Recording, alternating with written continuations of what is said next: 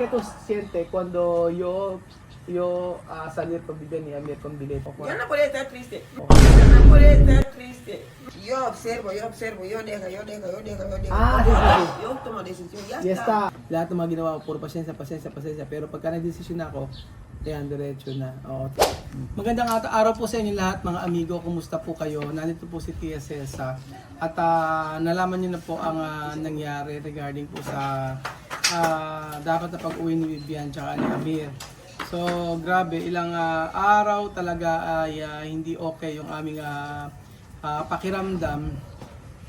Dahil siyempre, nakita niyo naman ang parang kasi nung umalis naman si kasi sabi niya decision na niya na alis na si pauwi na yung dalawang bata. So ako talaga medyo maani pakiramdam namin dahil nga kahit si Laos hindi rin parang hindi okay. Tapos nang umuwi nga kami after namin umuwi noon, gabi na kasi kami nakauwi, hindi ko na alam kung ano yung sasabihin ko kay Chamame kasi gabi na kami nakauwi tayo, anong oras na? Late na yun. Alas 8. Sobrang pagod na rin kasi kami noon dahil sobrang ako wala ako halos tulog noon. Kaya inuwi lang namin dalawang bata dito tapos umuwi na kami. So ilang araw ang lumipas at inobserbahan namin ang mga pangyayari. So may napansin ka ba, Jose? Meron naman. Meron naman Ngayon lumalapit na sila Tapos dati na rin parang may pagbabago naman kagaya ni Amir tsaka ni Vivian. Parang okay na, hindi kagaya dati Kailangan lang talagang pag-usapan. So yun nga lang, dumating pa tayo sa punto na sila ay kailangan na talagang pabalikin. Pero yun nga, kailangan natin ng bigyan ng chance dahil nandito na sila sa Pilipinas Yung luha namin, yung iyak namin talagang masasabi ko na walang tigil kasi syempre uuwi na sila kahit papaano naging okay naman dito sila sa Pilipinas.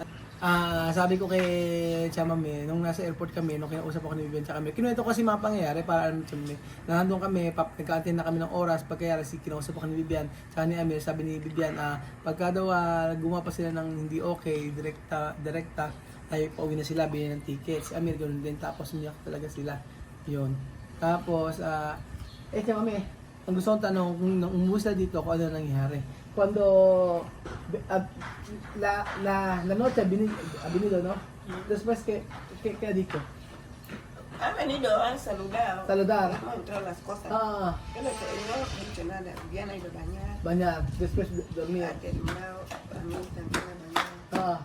Lo de eso ya terminó de arreglar la habitación. Ya estaban aquí tres de mamá, lo que yo le dije, Cuando salir, ayun pala, ganun pala nangyari. Then nung umalis na kami, sabi Tawagan ko, lahat. Oo, si Sophie pala, sabi ko, asan kasi sabi ni Sophie, malungkot daw siya kasi alis si Vivian tsaka si Amir. Nung nasa airport na pala kami, tumawag daw si Jerry. Sabi ni Jerry, explain daw ni Chamame na, tatawag daw ako kapag na sila sa Guinea. Pag nakasakay na. Pag nakasakay na. Inaantay lang daw ni Chamame tawag ko. Ngayon, pagyari, si Sandra naman na tumawag, sabi ganun daw ni Sandra na ano daw nangyari, sabi niya hindi naman siya magkasalita pero sobra yung yung impression daw, mataas na high blood daw sila. High blood daw siya, gano'n. Kasi daw sa sobrang dami ng mga ginagawa o basta hindi okay, gano'n. Tapos pagyari, nung dumating daw sila dito, naligo, pagka naligo, natulog na gano'n. Ganon. Tapos pagkayari nagbago na daw. Si pero Chamame, eso cambiar mejor así. No, esa semana no cambiar, otra semana. No, ya cambiaron, porque antes por la mañana, antes no saludar, pero ahora por la mañana buenos días. Sí, ya cambiaron. Hoy les he dicho que descansa porque ayer han trabajado mucho, no está en clase, por la noche. Por eso por la mañana no había nada. Yo les he dejado dormir. So yun, nagbago na daw kasi tuwing mag-good morning. Antes no saludar.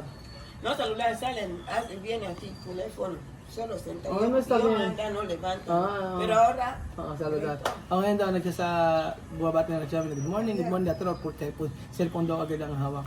Tapos, magyari, sabi ni Chamami daw, ngayon daw, kahapon daw kasi maraming trabaho. Ngayon daw, pinagpahinga daw niya, kaya lahat ito, kahit daw pumasyal pa siya. Ang gusto lang daw ni Chamami ay magkaroon ng respeto sa kanya. Yun naman talaga ang tama. Yun lang naman ang inaano ni Chamami. Pero Chamami, cuando, ¿qué tú sientes cuando yo salir con Vivian y Amir con Bilete? ¿Qué tú sientes? ¿Tú triste también? O yo no podía estar triste. Mi corazón no ha sido. No, sí. Mi corazón, no, yo como yo. Yo observo, yo dejo. Ah, Cuando sí, sí. yo tomo decisión, ya Ya está. está, ajá. Así Sí. mi corazón. Oo. Kumbaga, sabi ko, Chome, ano naramdaman mo nang uwi ni Mana? Kung sabi niya, wala naman doon, siya daw, pasensya mucho. Sí. Mahaba ang pasensya siya, mami, puro pasensya. Lahat ng mga ginawa ko, puro pasensya. Pero pagka nag-desisyon ako, yan, diretso na.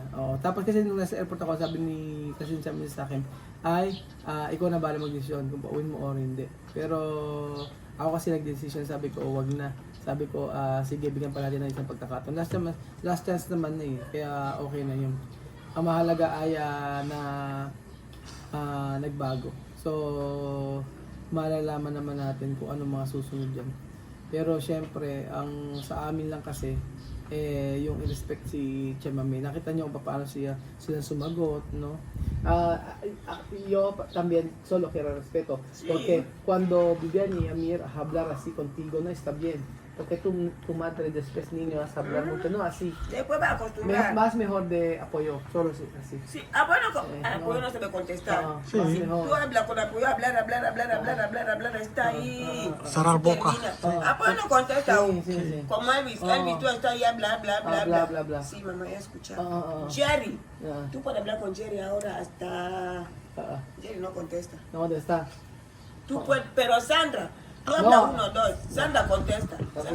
Sandra contesta. Sí. Sandra, pero ahora Sandra ya ha visto. Ah. Ya ha visto la vida, ha dicho, mamá, tú tienes razón. Aliana, yo quiero hablar, Aliana ya está ahí, ahora ya ha visto, ya todo, ya cambia. Ayan, kasi si Sí. mga siya mami, hindi talaga sumasagot. Kaya ni Apoyo, ni Lorena, si Jerry, si Edwin, si sumasagot yan, makikinig lang yan. Tapos pagyari, okay na. Ito, yung dalawang bata, lumalaban talaga, sumasagot talaga. Kaya yun ang hindi ko siya mami. Tapos ngayon si Sandra dati, lagi sumasagot. Pero ngayon ay hindi na. Nagbago na, pati si Aljan, ganyan din. Pero itong dalawa talaga, yun yung talaga iniyawan ng Chimami. Kaya ang dami nga nag-message, sabi nga na, hindi naman ikakawalan yung dalawa na yan, pauwi na, ganyan. Bigyan pa natin ng last chance. Yung iba nga, nabigyan ko ng chance, di ba? So, if ever na hindi pa okay talaga at hindi naman nagbago, edi yun na yung pagkakataon. Sabi nga niya, nanghingi naman yung mga bata nanghingi ng muling pagkakataon. Sabi niya ay bigyan sila ng sa yung camera. Doon. Nakakatulog. Hindi, nakatutok yan. Nakatulog ba?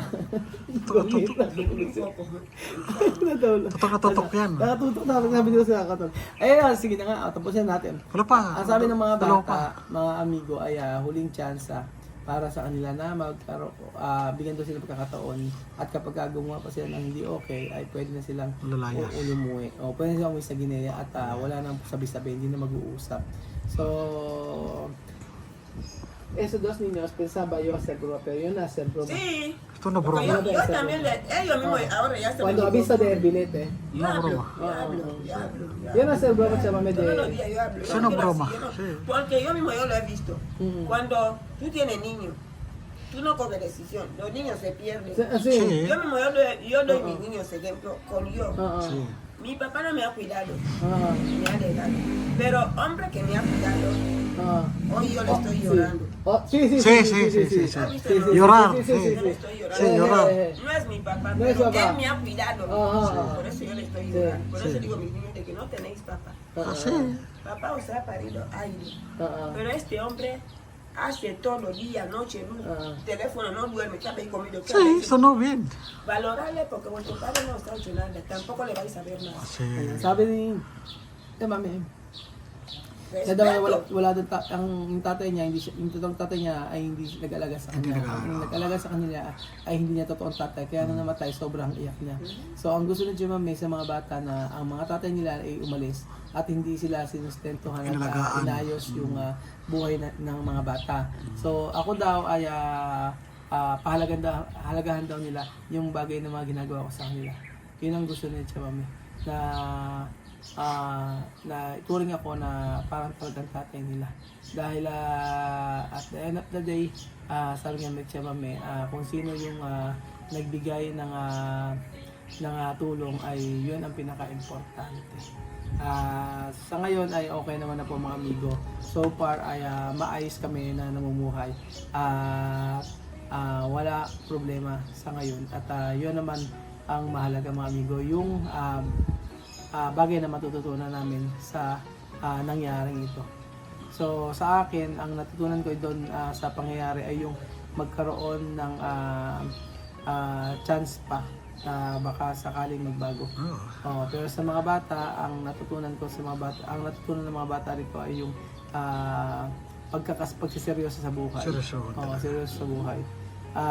Si Jemame naman dito ay yung siguro yung paano pagdidisiplina ng mga bata. Yun. Kasi talagang sumuko na si Jemame. Yun ang desisyon na talagang gustong-gusto. Yun talagang inaano ni Jemame. Sinabi sa akin. Ako na nga lang pinag-desisyon niya. So, okay naman po mga amigo. At least, yun nangyari. Kasi ilang araw kasi bago pa nang umuwi sila ng ilang araw akong hindi nagpunta. At syempre, iba kasi yung pakiramdam ko that time. Kaya nagpahinga muna ako sa bahay. Pero sabi ng Jemame, nagbago na. So, yun po ang buhay namin dito. Sa mga nagagalit o dapat na hindi na sabihin daw to. Para alam niyo po kung ano po ang buhay namin sa Pilipinas na hindi laging masaya.